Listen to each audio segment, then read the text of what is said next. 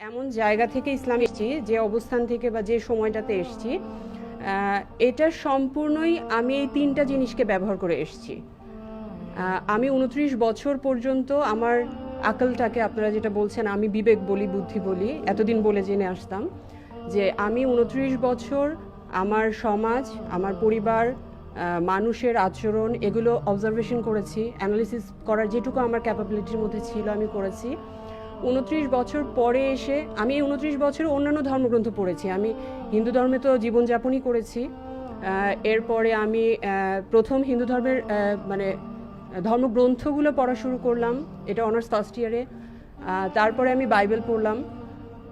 আমি জাপানের শান্ত ধর্ম নিয়ে পড়ালেখা করেছি, মানে তুলনামূলক একটা আলোচনার পড়ালেখা আমি করেছি। এবং 2012 সাল পর্যন্ত আমি এই ডিসিশনে আসলাম যে এগুলো মানুষের লেখা বই, তার মানে ওগুলো সম্পর্কে আমি একটা ডিসিশনে ফাইন্ডিংসে আসতে পারলাম।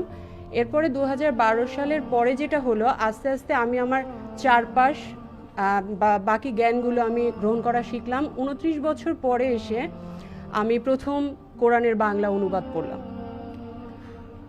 তারপরে আমি কোরআনের বাংলা অনুবাদ পড়লাম, মানে এই না যে আমি একদম 114টা সূরা সবগুলো আয়াতের একদম পুঙ্খানুপুঙ্খ বাংলা পড়েছি, তা না। আমার চোখের সামনে যখন যেটা এসেছে আমি পড়েছি। এর সাথে আমি হাদিস, যে কয়টা হাদিস আমার চোখের সামনে এসেছে আমি পড়েছি। আমি খুব বিচার বিশ্লেষণ করে এরকম না যে কোনটা সহি, কতটুকু আছে, কিন্তু কোনটা আমি রিসিভ করছি বা রিসিভ করছি না, যেটা আমার মনে হয়েছে যে না, এটা মনে হয় আমার এত প্রিয় নবী করিম সাল্লাল্লাহু আলাইহি সাল্লাম তার কাছ থেকে এরকম আসার কথা না, তখন আমি সেটা একটু দূরে সরিয়েছি। তো তার মানে কিন্তু আমি কোরআনের আয়াতগুলো যখন বোঝার চেষ্টা করেছি, তখন বারবার আমার একটা প্রশ্ন ছিল, আল্লাহ কেন এটা বলছেন? আল্লাহ কেন আমাকে বললেন তোমাকে এটা পালন করতে হবে?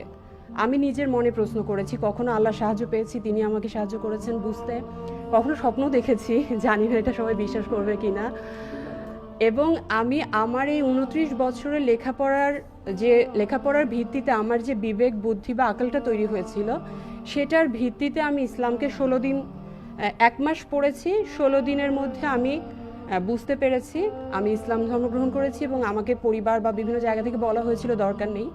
তো তারপরে আমি তখন আমি প্রোটেস্ট করতে পেরেছি যে না, আমি আল্লাহকে চিনেছি, আমি বুঝেছি আল্লাহ কেন এই বিধানগুলো দিয়েছে, আমি নবী করিম সাল্লাল্লাহু আলাইহি সাল্লামকে ভালোবাসতে পেরেছি, আমি বুঝেছি উনি আমার ভালোর জন্যই এতগুলো কথা বলে গেছেন। সুতরাং আমি আজকে থেকে তাকে তার ওবিডিয়েন্ট হব, বাধ্যতা স্বীকার করলাম, আমি আত্মসমর্পণ করলাম এবং বাধ্যভাবে আমি চলার চেষ্টা করব যখন যেটুকু বুঝে এসছে। তো এক্ষেত্রে যে প্রবলেমটা হয়েছে, আমি অনেকে অনেক কিছু বলার চেষ্টা করেছে, অনেকে অনেক রকম আমাকে যে নসিহত করার চেষ্টা করেছে। তো যেটা হয়েছে, আমার যে নিজস্ব একটা বুদ্ধি বা বিবেকের জায়গাটা ছিল, আমি কিন্তু ঠিক যতক্ষণ পর্যন্ত না আমি মানসিকভাবে বুঝতে পেরেছি যে হ্যাঁ, আমার কমন সেন্স যতক্ষণ পর্যন্ত না সায় দিয়েছে, আমি কিন্তু গ্রহণ করতে পারিনি। হয়তো সে আমার ভালোর জন্য বলেছে, কিন্তু আমি পারিনি। কারণ ছিল যে আমার নিজস্ব একটা কমন সেন্স, আমার একটা নিজস্ব বুদ্ধির জায়গাটা তৈরি হয়েছিল বা আকলের জায়গাটা তৈরি হয়েছিল। তো আমার পুরো প্রসেসটাই কিন্তু এসছে এভাবে। আমি কিন্তু বারবারই বলছি, আমার মা, বাবা, শ্বশুর, শাশুড়ি, আত্মীয় স্বজন, হাজব্যান্ড, অনেকে ভাবে আমি বিয়ে করেছি দেখে ইসলাম গ্রহণ করেছি। বিষয়টা এরকম না। এটা হলো আমি 2012 সালেই করতাম, আমি 2017 সাল পর্যন্ত আমার লাগতো না।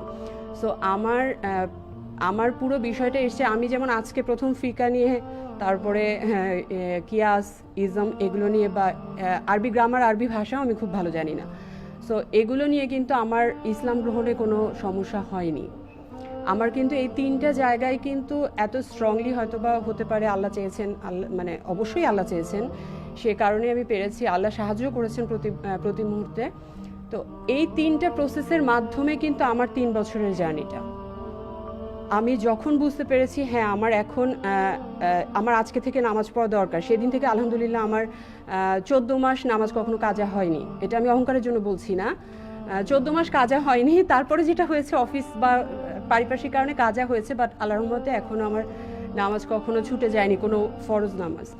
তারপরে আমি যখন থেকে বুঝতে পেরেছি যে আমি পর্দা করতে চাই বা আমার আল্লাহর বিধান আছে, পর্দা করতে হবে, আমি করেছি। সো প্রত্যেকটা জিনিস কিন্তু আমার কমন সেন্সের সাথে জড়িত ছিল, এটা কেউ আমাকে বাসা থেকে জোর করে করাতে পারেনি। তো এই জিনিসটা কিন্তু ইম্পর্টেন্ট হচ্ছে তাদের জন্য। অবশ্যই আমি বলবো যে আলেমদের যে জ্ঞানের জায়গাটা বারবার যেটা আসছে, আলেমদের জ্ঞানের জায়গাটা তো অবশ্যই থাকতে হবে, নইলে এই জিনিসগুলো পৌঁছাবে কিভাবে?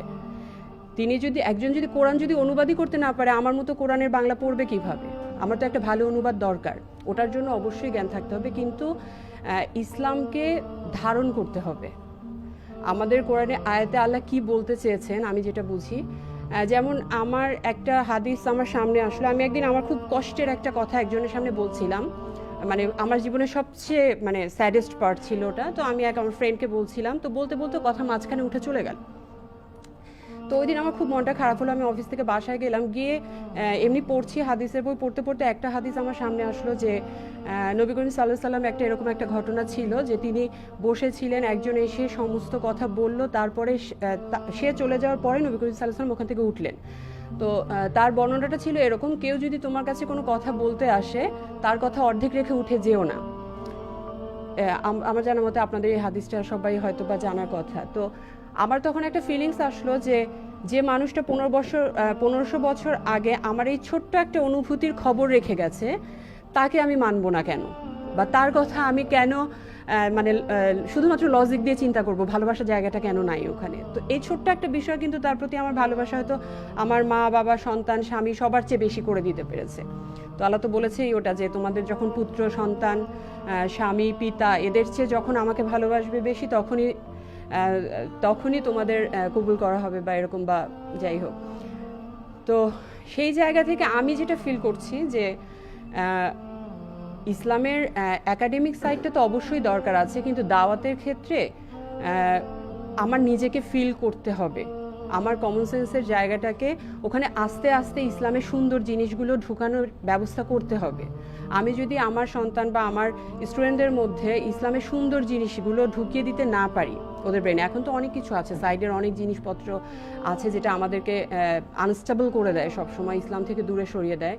তো আমরা যদি ওদেরকে ধীরে ধীরে ইসলামের সৌন্দর্যগুলো যদি ওদের মধ্যে ইনপুট দিতে পারি, তাহলেই কিন্তু ওদের চিন্তা করার জায়গাটা বাড়বে, ওদের ওই সেন্সটা আপগ্রেড করবে। তখনই কিন্তু আমি কোরআন এবং হাদিসকে আপন করে নিতে পারবো, তার আগে পারবো না। তো থ্যাংক ইউ।